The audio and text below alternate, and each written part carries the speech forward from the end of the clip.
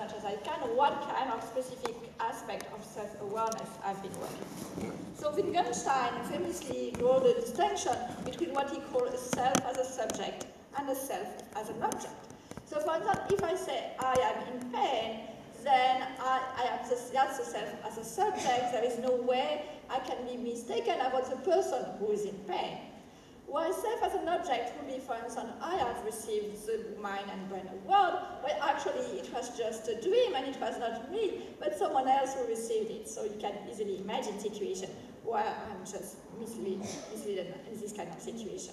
So I've been interested mainly at the self as a subject. The self as an object is more about your personality or your memories, narratives about yourself. And that's not what I've been working on.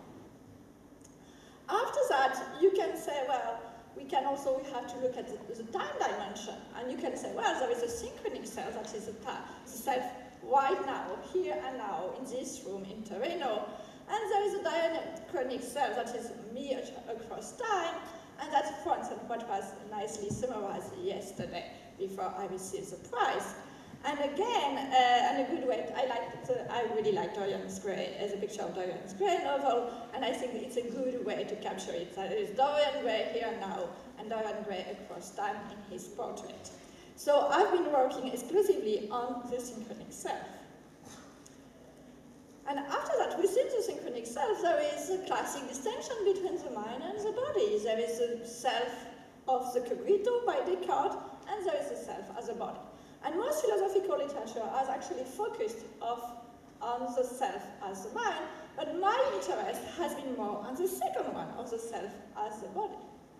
And I think it is especially interesting, and just to give you a taste of why it will be so interesting, I quite like this quotation from Brian O'Shaughnessy, who says, I quote, "Now there is every reason for expecting it to be a highly unusual relation, the relation between the body and the self. For we are talking about the epistemological link between a man and in all probability himself qua material object.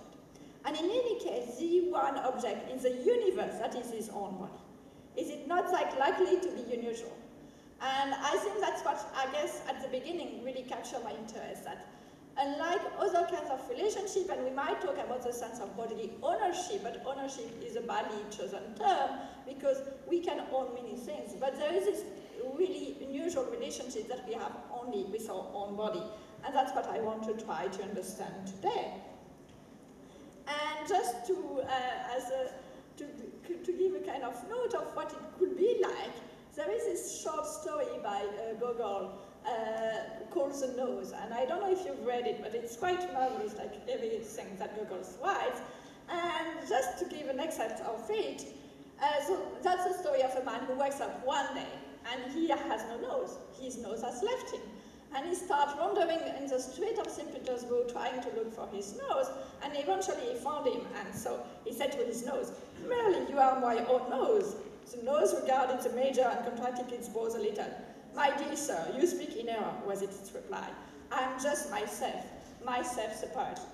So this just gives this idea that there is something really bizarre of the relationship between the body and the self. The body seems to be something like independent of the self, but on the other hand, it's what we are. So when we want to address questions about the body and the self, there are many ways we can do it. We can look at ontological questions, for instance, am I a body or do I own a body? We can also look at ethical questions that has been especially important these recent years. For instance, can the body be commercialized like any kind of object, at least body parts? There are also epistemological questions. Am I is my knowledge about my body infallible? But what I've been interested in is mainly on psychological questions and phenomenological questions. That is question about the sense of bodily ownership. How am I aware of this body as my own? And how is it related to action, perception, and emotion? And that's what I will try to answer today. The main paradigm that has been used in psychology to study the sense of bodily ownership is known as the rubber hand illusion. So for those who don't know it, it's quite simple. So you have a rubber hand presented in front of you, while your own hand is hidden behind a screen. are stroked synchronously. And after a couple of minutes, subject starts reporting as if they were touched on the rubber hand and as if the rubber hand were part of their body. And on the basis of this, so it was given by this illusion was found by Botvinnik and Cohen in 1998, and since then there have been more than 100 versions of the rubber hand illusion, and then and again trying to see what kind of factors can manipulate the illusion. But the take-home message behind the rubber hand illusion, or what was taken as a take-home message, was that, well, we feel our body as our own because of intersensory match. It's because there is a coincidence between visual information and proprioceptive and tactile information. And that's where, because we have this intersensory coincidence, that we feel this body part as our own. And it was taken as a kind of key to the sense of bodily ownership. So we could account for it purely in sensory terms. However, Botvinnik and Cohen, so who invented the illusion, said themselves in their original paper, the rubber hand illusion does not tell us precisely what ingredient might make only certain forms of intermodal correlation relevant to the self. Because it does not suffice to have just intermodal correlation. For instance, if I'm clapping, I can see and hear my nose clapping. I'm not doing it for not being too loud. And let's imagine that I don't have any proprioception or tactile sensation. Just the correlation between vision and audition does not tell me that this is me clapping. I need something else. I need internal information. So it cannot be just intermodal correlation. We need something else to show that it's about the self. And that's what I'm looking for. And in order to understand this question, I think that to some extent, we need to leave the rubber hand. I mean, really all the literature has been about the rubber hand illusion, but in any kind of scientific context, when you want to know about something, you have to be able to make a contrast between situations where you do have ownership and situations in which you do not have situation. So my strategy has been not to focus so much on exclusively on the rubber hand illusion, but rather to try to distinguish a body part, what is the difference between a body part felt as one's own from a body part felt as alien, or at least not one's own. And I think that we have such cases of lack of ownership in the case of tool use and in the case of some syndromes of bodily disownership. So very briefly about tool use, I mean, there are more and more studies that show that tools are embodied at the motor and the spatial level, and yet there is no ownership. So just to give you one example of a study that shows that there is such embodiment. So this was a study by Lucilla Cardinali, where the subject were using what they call a mechanical grabber. So this is this object over there. And after using it, they were asked to perform several actions without the grab. And what they could find was that the planning of the movement was actually the same as when they had the grabber. So they planned their movement as if their arm was longer than what it was actually. And it was so even for movements that were never performed with the tool. So it kind of generalized to other situations, which is already interesting and really show a strong motor embodiment. But it was not only that, they asked the subject to locate the fingertip, the wrist, and the elbow. And when subject actually did that after using the tool, they locate them farther apart, as if their arm was longer. And this was a purely perceptual task. So it was not only at the motor level that there was an effect of tool use, but also at the perceptual level.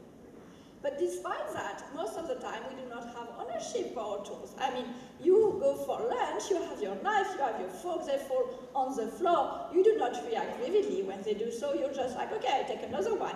You throw away your pen. You have all this situation where you do not behave with your tool in the same way as you behave with your own body. And it's partly because you do not feel a sense of bodily ownership for the tool. Also, it is embodied. It is not experienced as being a part of the body. So that's the first thing I want to consider to contrast with the rubber hand illusion. Why do we have ownership in the case of the rubber hand illusion, why we do not have ownership in the case of tool? Another contrast I want to draw is between the rubber hand illusion and pathologies. a pathology of disownership, because also it seems so intuitive that this body is mine. In some clinical condition, either after brain lesion or in some psychiatric disease, patients report that they do not feel their arm as their own, that it feels alien to them, or even that it belongs to another individual. And this is, for instance, the case in somatoparaphrenia, which is about a right parietal hemisphere lesion, but also in depersonalization, in xenomelia, and in differentiation. And this is a quotation from a patient with somatoparaphrenia. This is not my hand. I do not know whose hand is this. Maybe someone working here who examined me before he left it here. So they really have a strong denial that this is their own hand. So putting that all together, my strategy to try to understand the sense of bodily ownership is to look at the rubber illusion and see what's the difference, why here you have ownership for this kind of piece of rubber, why you do not have for a tool which actually is quite useful in your everyday life, and you can lose the sense of ownership for your own biological body. So that will allow me to reply to the question, what grounds the sense of bodily ownership? And the first conception that I will look at and actually criticize has been quite dominant, also quite in an implicit way in the literature, and that's an agentive conception. That's the idea, okay, I feel this body as mine because that's a body that I can directly control, and there is nobody I can control that way. And it's true that I can control the cursor on my screen, it is always indirectly. So the body that I feel as my own is the body that I can control. And of course, the point of the agentive conception is not to erase the distinction between the sense of body ownership and the sense of agency. For instance, Albert Neuven here has papers where he clearly distinguishes the two. One is about being aware of one's body as one own, while the other is about being aware of being the cause of an action. So there are two distinct types of self-awareness, and they can be dissociated. They can be dissociated, for instance, in passive movement, where I have a sense of bodily ownership, but I don't have a sense of agency. It can be also dissociated in some disorder of agency, like in schizophrenia, in which there is no disorder of ownership.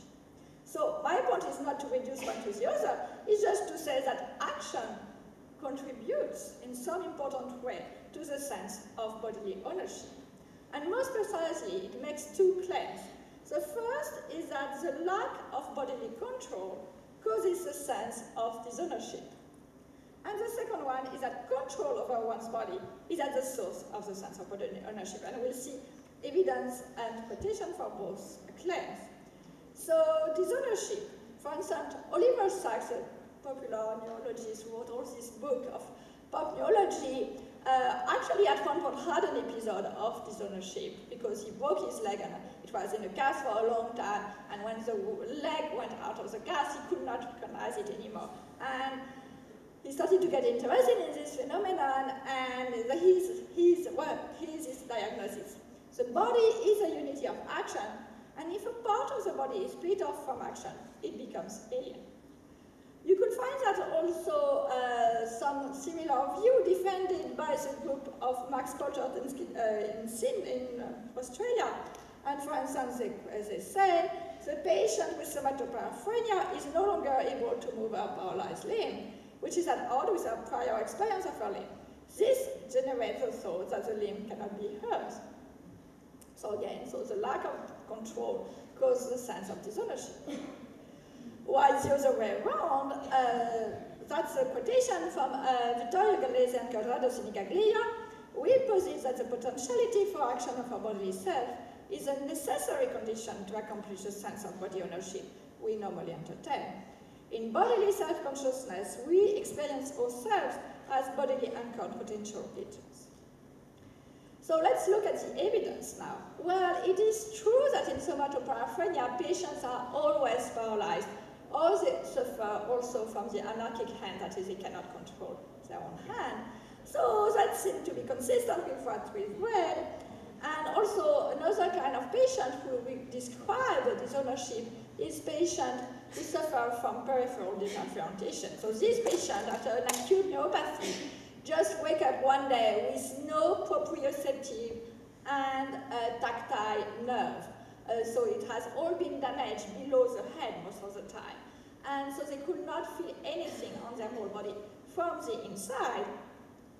And so, and at the beginning, because they could not feel their body from the inside, they could not control it, because they did not know where their limbs were, and they did not know how much force they should put into something. So they just stayed for the first 3 months in their bed, learning to use visual information to regain control over their body. And what was interesting is that at the beginning, for the first 3 months, when they were in this situation, they actually described that they did not feel their body as their own. So again, lack of control, lack of ownership.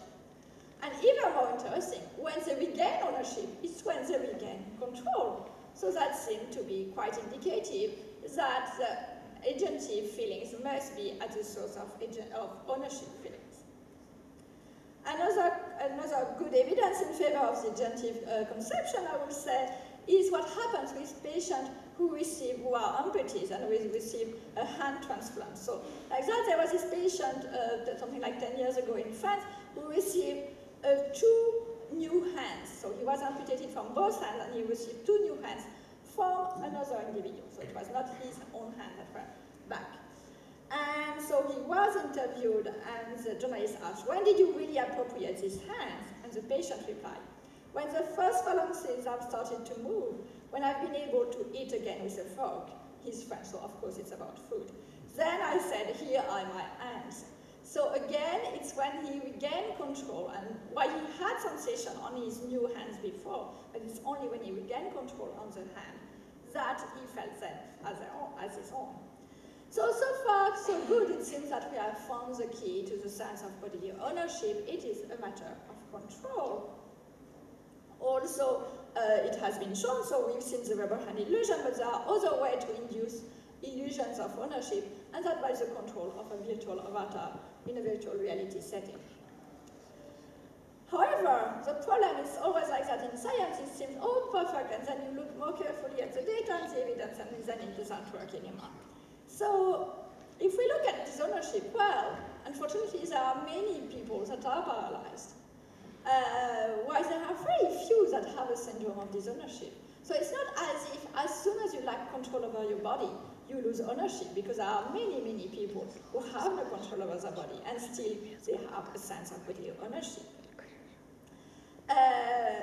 And furthermore, sorry, I reverse the two.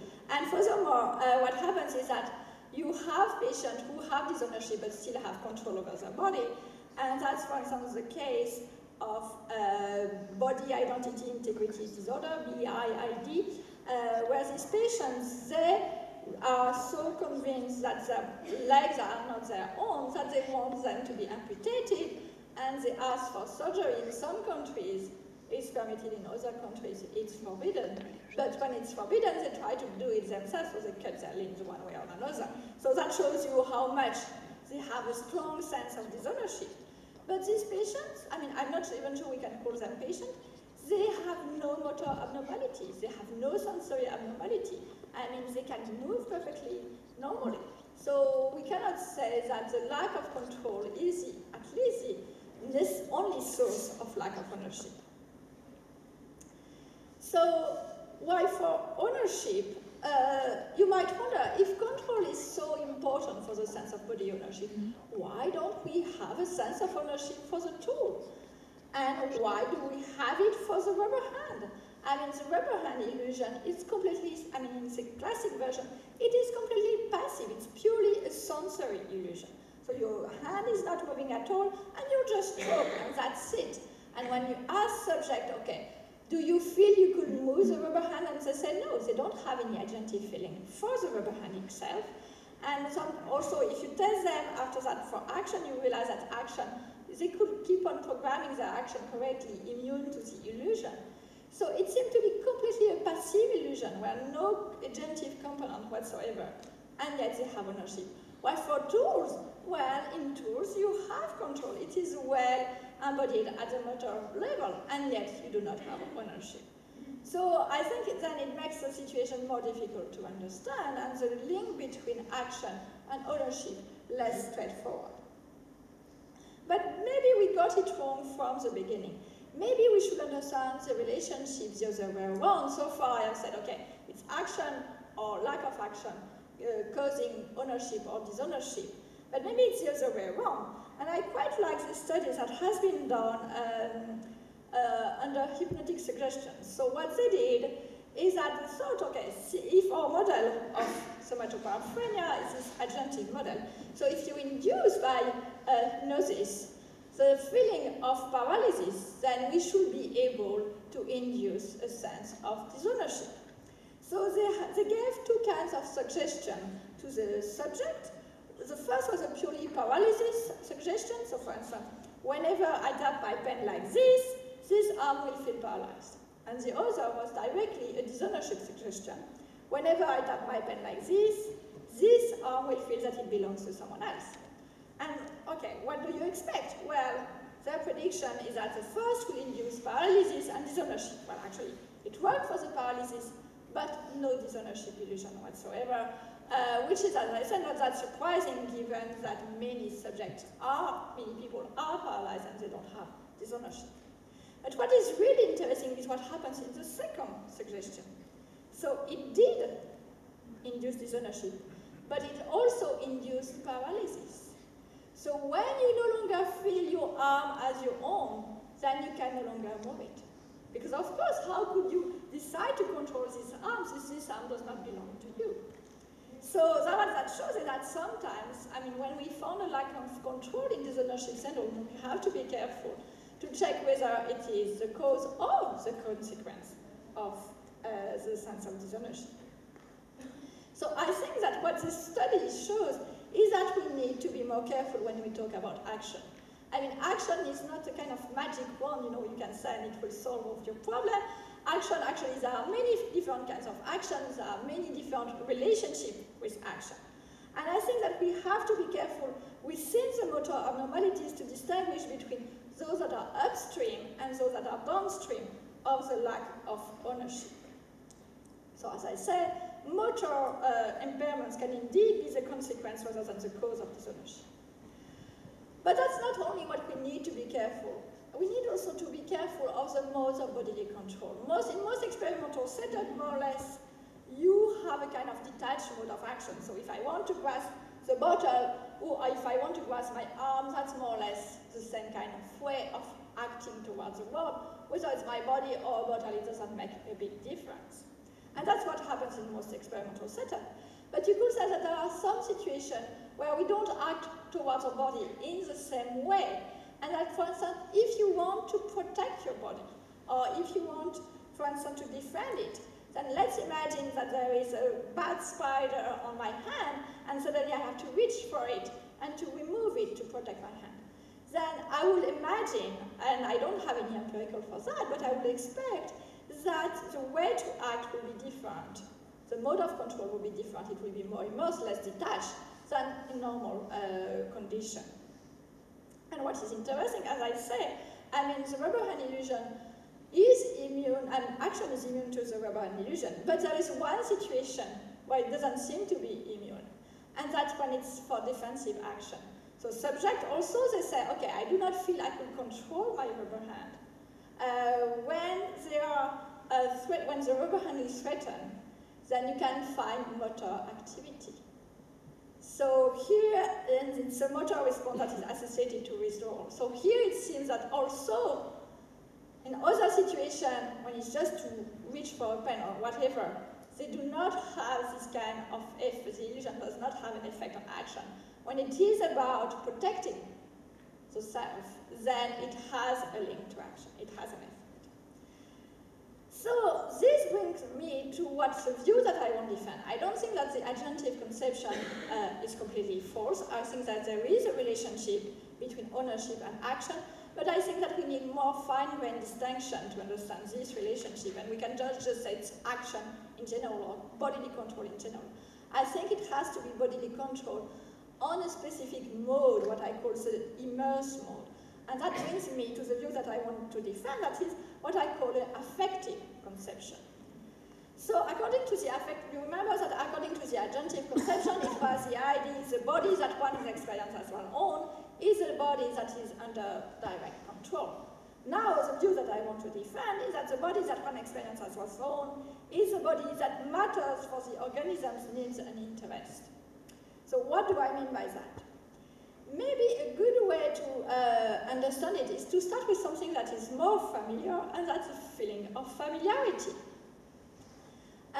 It has been well studied now that when you look at a face that you can recognize, not only are you able to recognize the sensory features, the visual feature of the face, but you have a feeling of familiarity. You have the feeling, oh, I know this person.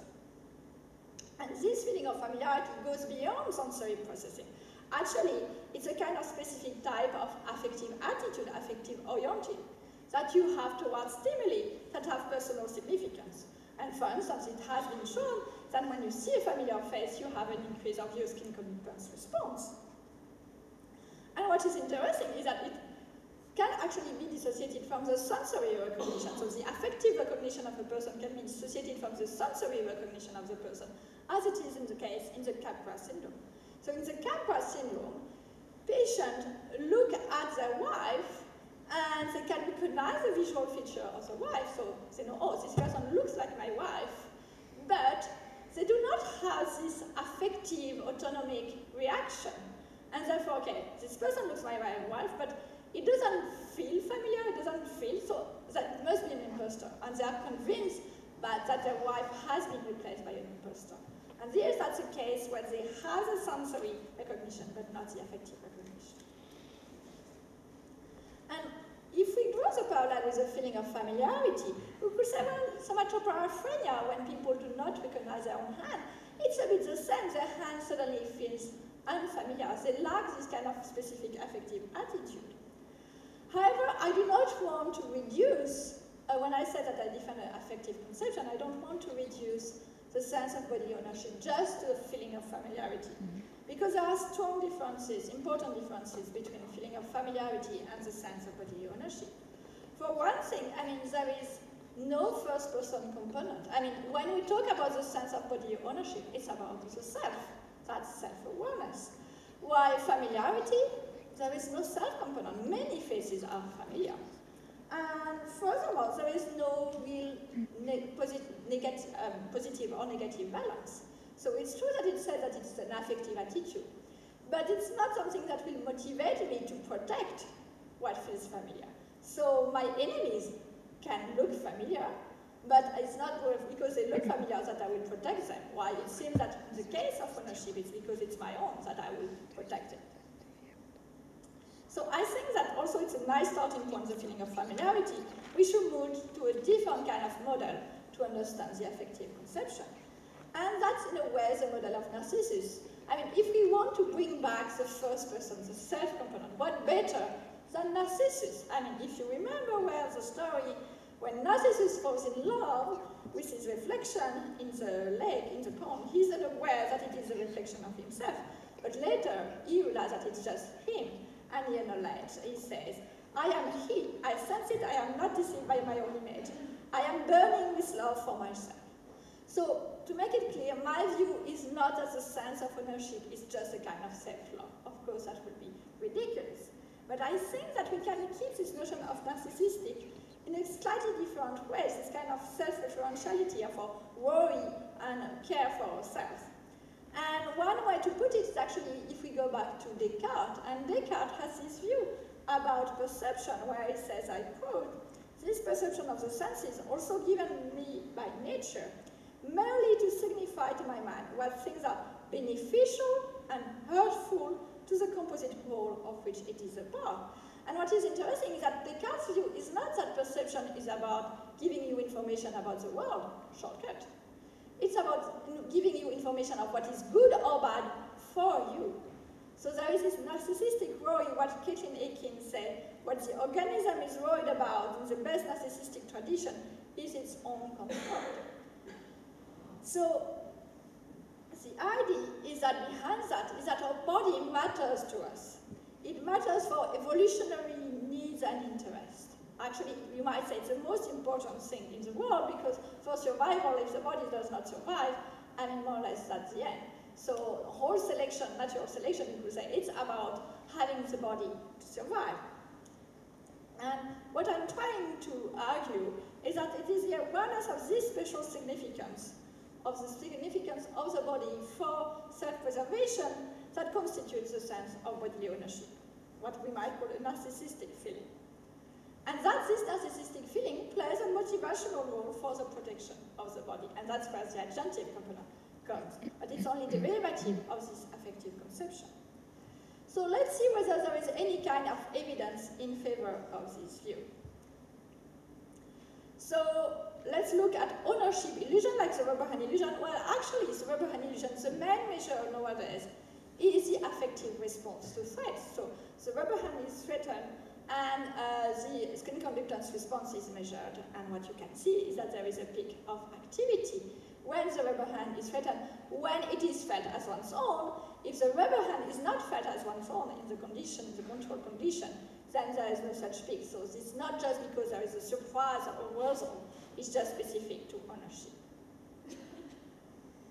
We can also look at another pathology that I haven't described yet, and actually that comes from people working in Torino, so Anna Berti, Francesca Gavarini, and Lorenzo Pia, and that's ownership delusion, or what they call also embodiment delusion, I think. So that's patients who seem to be completely normal, but when you put a hand next to their hand, they are convinced that this hand is there.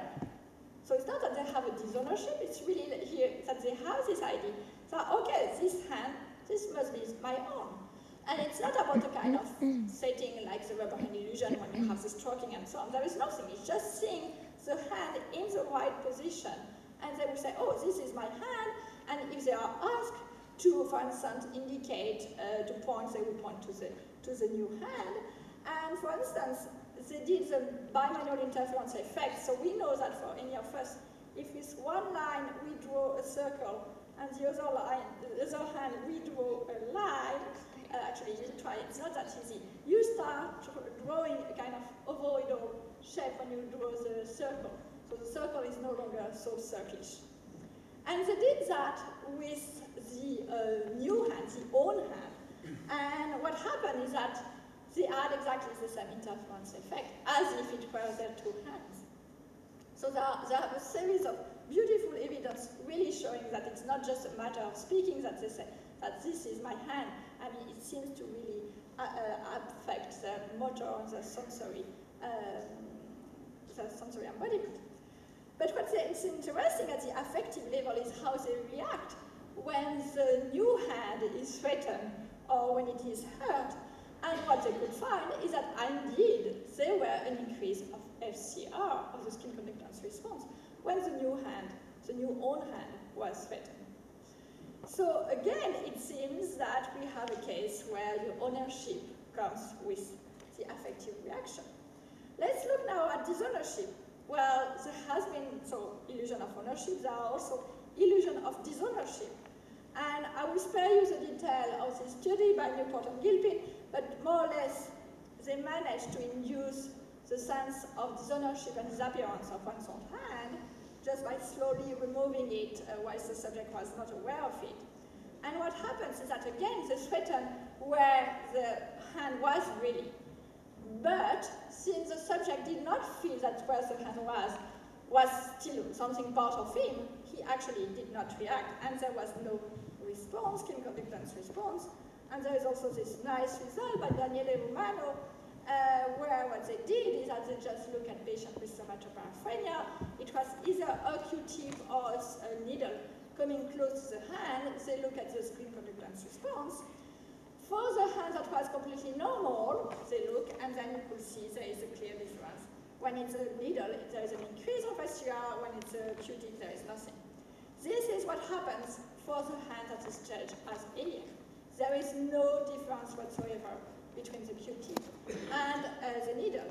And they checked to make sure it was not about neglect with other neglect patients and so on and so forth. And they were the only patients, so it was specific really to this ownership, this lack of affective response. Finally, I said that one good way to test our hypothesis is to look at what's going on in tools. Well, There is a study by Daniel Povinelli that is on monkeys, but I think it's quite interesting. So what they did is that they asked chimpanzees to remove the cover of a box. And they could ask, what's happened is that they could do it either with the hand or with a tool. Of course, it's more costly to do it with a tool. But in the box, there could be either something dangerous or there could be food. And what they found is that they remove the cover of the box with a tool when they perceive the object in the box dangerous. And they remove it with their hand when they perceive that it was food. And in a way, it makes completely sense. I mean, we do that all the time when we have boiling water. We do not put our hand, we put a spoon. And that's what Daniel Povinelli says. The target of the action may be located well within reach, but the tool is chosen as a substitute for the upper limb in order to avoid harm. It plays a pivotal role in the evolution of technological behaviors. Such representation of tools will be necessary to open niches too dangerous to exploit manually. So the idea behind by Povinelli is that if tools are completely effectively embodied, then there are many actions that we could not do, and then that will limit the range of what we can do, and therefore of civilization. So just to briefly recap, it seems that we have a nice correlation. So if we look at the correlation between control and ownership, it doesn't always work that well, like for instance in the rubber hand illusion or in the case of tool. But if we look at just the column of ownership and affective reaction, then it seems to work pretty well. When you do have ownership, you have an affective response.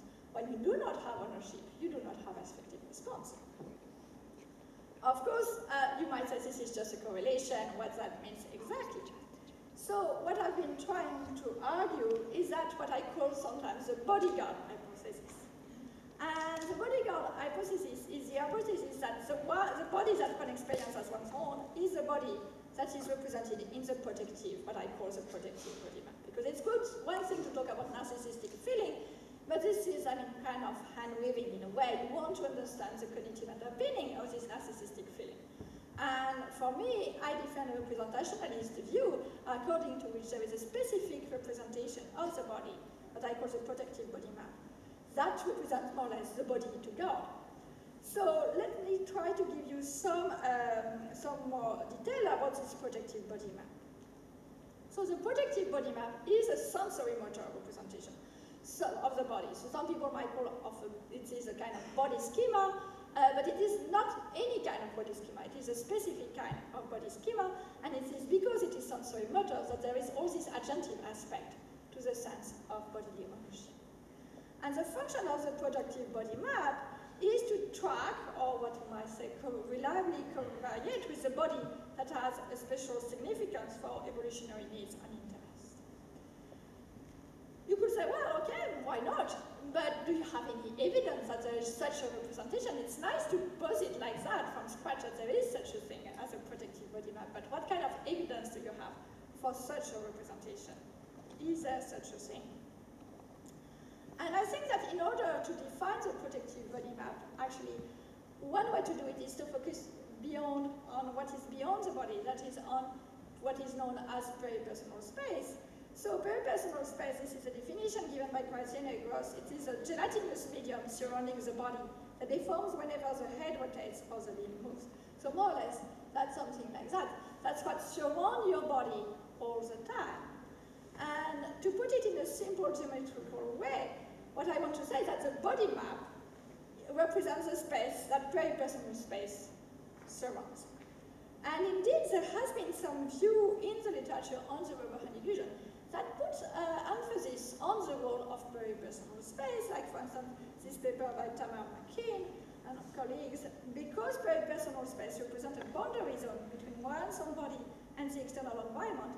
It could also have a role in the self-attribution of sensory signals, so in the sense of bodily ownership. So a bit more detail about peripersonal space.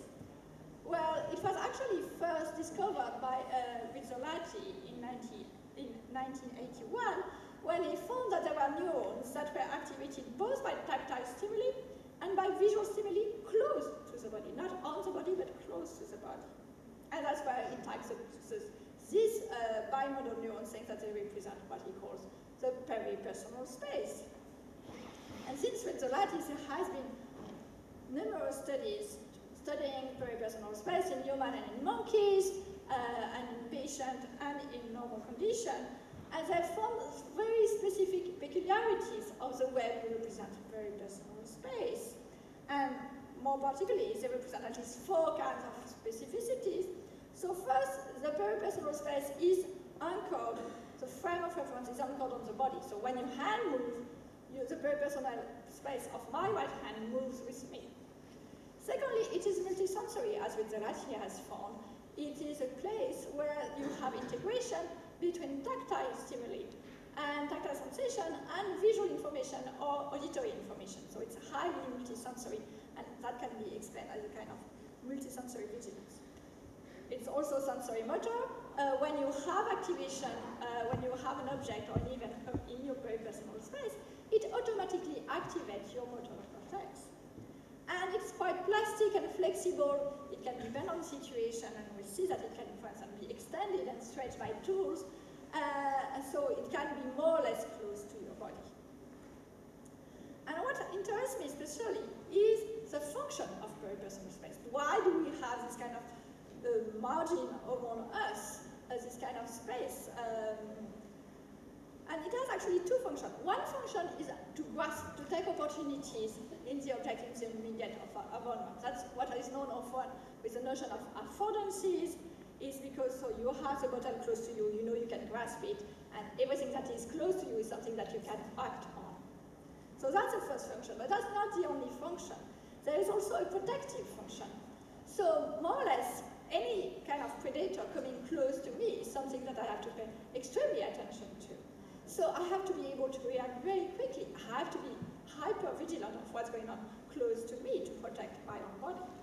And then it's no longer the notion of affordance that is a key notion, it's the notion of threat. So, and that's what I'm especially interested, as you can imagine, in the context of the protective body. But now I want to look at 3 possible objections to my view. An objection on the basis of tool use, an objection on the basis of altruism, and an objection on the basis of the util for dilemma. So just let me describe them in what time remaining. So the tool objection, well, the thing is that, as I said, peripersonal space is quite plastic, and it has been shown that it can displace the peripersonal space. That tools can displace the peripersonal space. For instance, there is a study by Frédérique. So because it displays the peripersonal space, you could say, well, that means that tools, if I say that peripersonal space is what kind of defined from the outside the protective body representation, then it should be included in the protective representation. And yet we do not feel ownership. Therefore, it's not everything that is represented in the protective body map that one feels as one's own. And I will skip that up. But I think that this view is misleading for one reason, because actually, I mean, I said there are 2 functions for peripersonal space, and I think that actually they correspond to 2 different representations. So we know that in the case of the body, we can have something called the body schema and another thing called the body image. Well, I think that when it comes to the representation of peripersonal space, we have also 2 distinct kinds of representation. What we call with gender Domenico-Iannetti the protective space, and the other what we call the working space. So the protective space is to protect one's body, while the working space is to take advantage of opportunities. One perceived as salient threat, the other object to act on. The prototypical movement of a protective space is of course withdrawal, while the other is grasping. And what is interesting for me is that the bodily anchor for the protective space is a protective body map, while for the working space, it's what I would call the working body map. And there are other specificities. But what I want to reply to the tool objection is actually that the tool the tool has an effect on the working space. It does not have an effect on the protective space. And indeed, I mean, let's imagine a tool like a shield. The function of the shield is to take the blows. How could it be something that is to be protected? Well, actually, that's what is supposed to protect me, not something that is to be protected. And so there is a fundamental limit to the embodiment of tool It's not part of the projective body map. It's not, and it does not stretch the projective space. And all the evidence that we have so far is evidence that it stretches the working space, not the protective space. So therefore, that's why there is no ownership. So just keeping that. Now, the second objection we might have, I say, okay, it's all about the bodies that has an affective significance, and the bodies that we want to protect. And indeed, we have many, many ways to protect our body that are low level or high level, but we will protect our body all the time. But there are also many situations in which we do not protect our body. And even worse, where we protect other people's bodies. So it could be either because we have a bad evaluation of danger, it could be for selfish reasons, like the kick you have when you do extreme sports, or it could be for altruistic reasons, like for instance, let's imagine that you want to save the nation in war, and you go to war and you become a soldier. So what that shows is that I said that the source of the bodily ownership, the sense of bodily ownership, is the affective significance.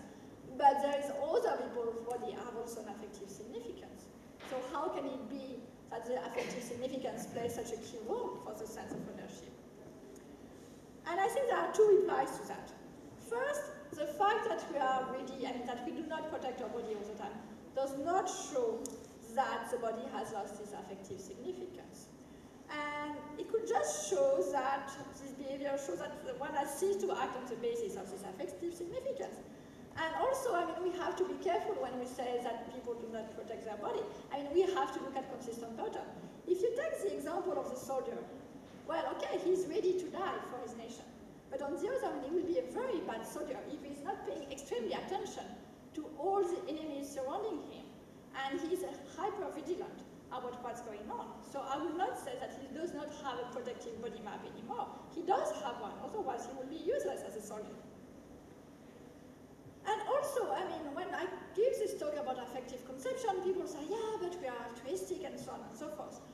But are we so altruistic? I mean, people assume that we react to other people's in danger exactly in the same way as we react when we ourselves are in danger. And I've worked on empathy a lot, but one thing that I've noticed when I'm working on empathy is that when you just look at the skin conductance response when someone else is threatened, well, it's only half of what you get when it's yourself who is threatened. So at least there is a difference of degree. We do not care as much about the other as we care about ourselves. This is false. And actually, I quite like this quotation from George Orwell, his novel 1984. At the end of the book, I don't know if you remember it, but it went badly, and he's tortured, and he said, at one point, what I think is, don't do it to me, do it to somebody else, do it to so-and-so. You want it to happen to the other person, you don't give a damn what they suffer, all you care is about yourself. And I'm afraid that in many situations, that might be true. We are not that altruistic all the time. So I don't think that this is a problem. And I want to consider a last possible objection, and then I will be done. So you might say, so the default dilemma actually was in Plato, and it was a question, are things good because God likes them, or do God like them because they are good? Not we are good, but they are good, sorry. And you might wonder whether there is a similar vicious circle in my conception. Feeling my body as my own, as I am good, presupposes that my body has an affective significance for me. But you might say that for my body to have such significance, presupposes that I feel it as mine, and I will have, again, a kind of vicious circle. So I think that actually there is a way out for me, because I want to ground the sense of bodily ownership in evolutionary factors. So what I'm saying is that what determines the spatial significance of my biological body are my evolutionary needs and interests. It's not me who decide whose body matters, it's evolution. So biology can give me an independent standard to ground my notion of significance. So what's happening is not a vicious circle, but rather the following. Feeling my body as my own presupposes that my body has an affective significance for me. And for my body to have such significance is for it to be the body to protect for self-preservation. So just to briefly recap, at the biological level, we have a body that has a significance for the organism evolutionary needs and interests. This is just a biological fact. And then at the phenomenological level, I said that we have a sense of bodily ownership, that is an awareness of one's body as one's own, which consists in a narcissistic quality of bodily experiences. And that plays a motivational role for affective reaction and protective behavior. But it's just a motivational role, so like any kind of behavioral protection can be influenced by many factors. Narcissistic quality is one thing, but there can be also other factors. So I think I will close here. Thanks a lot.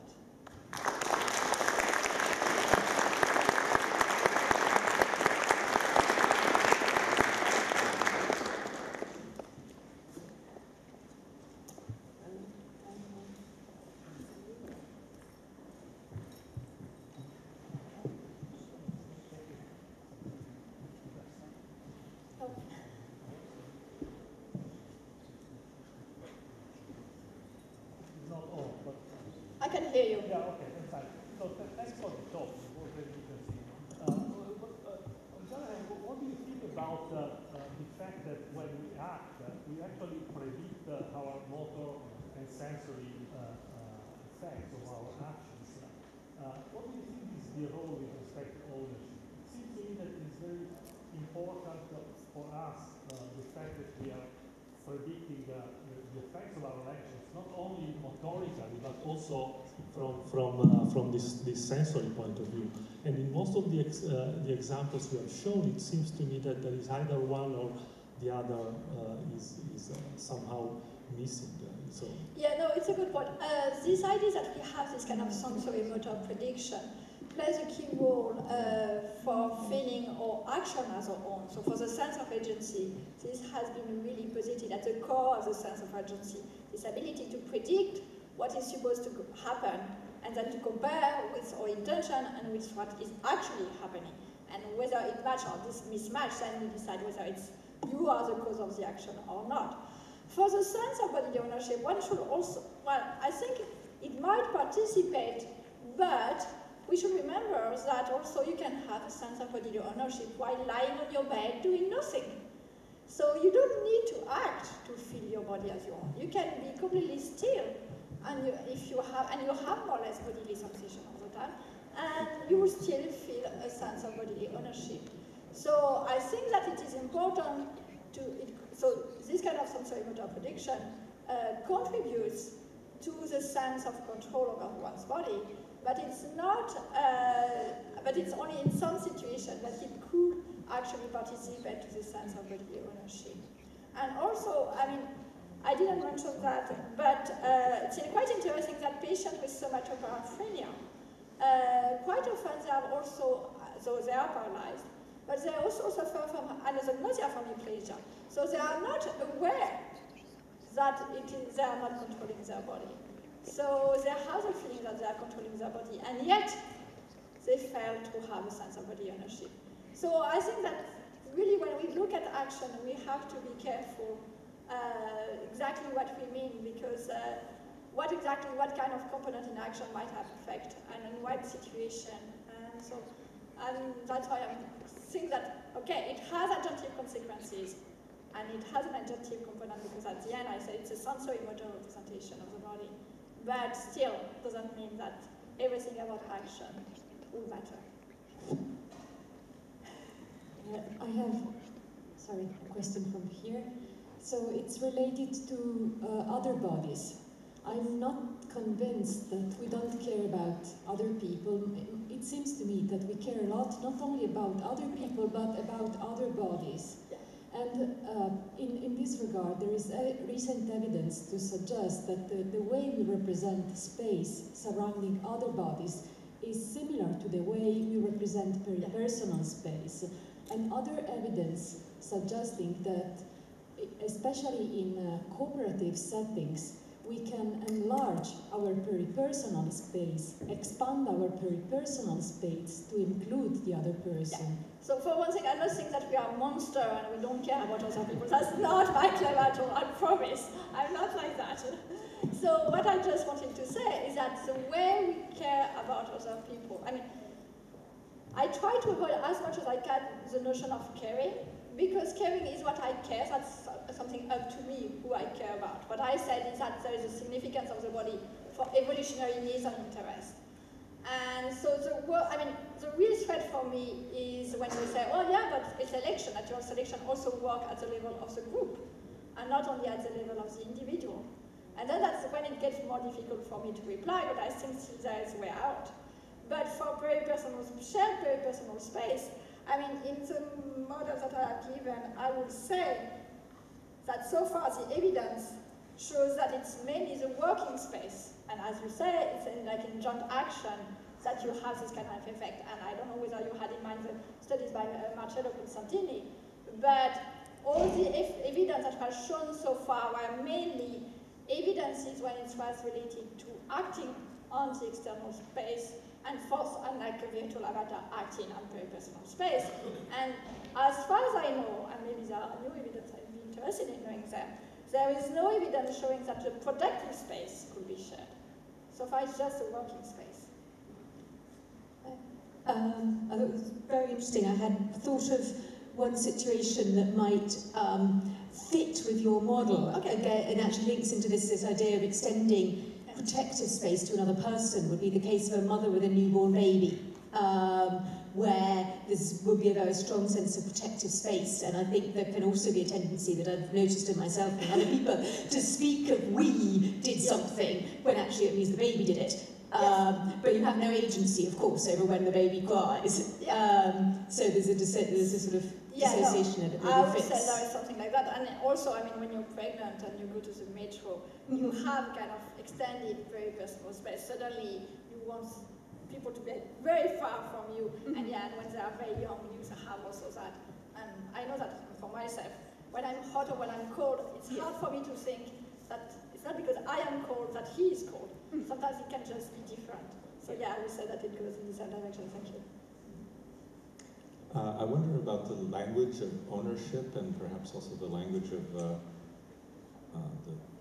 the map, which seems to suggest a separation between the owner and the thing owned and the map, and maybe somebody who's in there looking at the map. Is this just an accident of language? Or I think that's what I said at the beginning. I mean, the term that has been used, I don't know who really started it, whether it was Sean Gallagher, who, I don't know whom, but people started to talk about the bodily ownership, and it has been now like that in the literature. But I agree, it's not a good term because there is this kind of dissociation between the self and the body.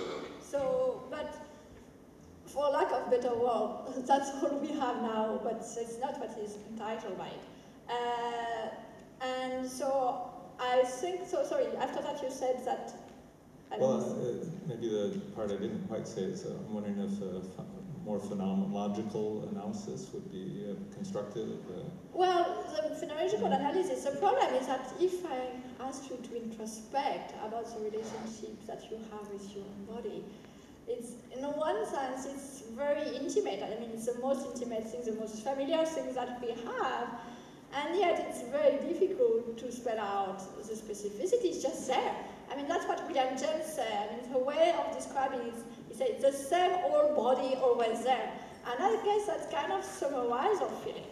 So I think that we can't get very far just on the basis of our introspection on that, and I think it's more interesting actually in patient studies to look at their phenomenology, because there, what is normal in us and quite dim and elusive, because in them it becomes very salient and disturbing. So their phenomenology is interesting. Our phenomenology most of the time is not that interesting, I'm afraid, at least in this case. So thank you very much for a lovely talk. What I was wondering is, it was very clear, and I think it made a lot of sense, your proposal, that it shouldn't relate to control as such. But what I didn't understand is when you talk about protective map, why do you call it still sensory motor? Why isn't it not visceral or interoceptive motor? Because these things relate to homeostasis and survival, and it would kind of make more sense. So I use the term map on also that reply. Yeah, you asked also about the map. So I use the term map because I know that in neuroscience we have, like you said, that there is a homunculus and you have cortical maps. And that's not at all what I mean. I'm not using the neuroscientific sense of map. Of course, it's a more kind of multi-sensory, higher level in the parietal area, so nothing like a low-level cortical map. So that's one thing. I use the term map because I like, when you have a map has two functions.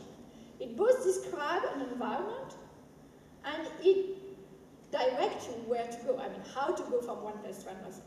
And I think that I call that the bodyguard hypothesis because I think that this kind of, what I call the protective body map, plays both roles. It both describes the body to protect and the boundaries to protect, and how to protect it, more or less. So it's why it's sensory motor. And I didn't mention about interoceptive visceral thing because it's true that it participates to the bodily protection. But it's not special. And I think that what is important when you feel, okay, to feel this hand as your own, your visceral feelings won't tell you where your body stops, where it ends. It will just give you something, a kind of note or color, kind of affective tone to your experiences, but it won't localize the body that is your own. So in all kind of interoceptive visceral feelings, you don't have this spatiality. And I think that it's actually quite important to have the spatiality because more or less to feel a body as your own is to feel the boundaries that have to be protected. So because there is a spatial component, we need the notion of map, and I think that there is this sensory motor level and not only homeostasis. Unfortunately, we have to stop the discussion here, and you can continue at the coffee break. Thank you very much.